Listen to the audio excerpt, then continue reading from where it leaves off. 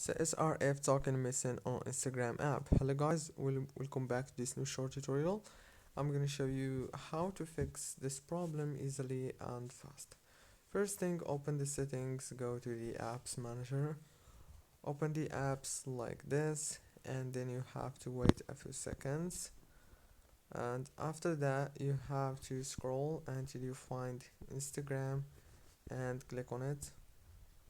Click on force stop and then go to the notifications management. Make sure that everything is enabled. Go back, click on the permissions, make sure also that everything is enabled.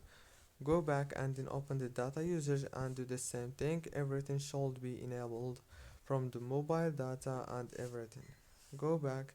Now the last step, open the storage, click on clear data, click delete. This includes the files, the photos, not the photos actually, but the accounts and the databases, etc. And then the last thing you want to do is go to the power usage details, disable the power consumption alert and enable it back again, and then open the Play Store and update your Instagram. Don't forget to like, subscribe.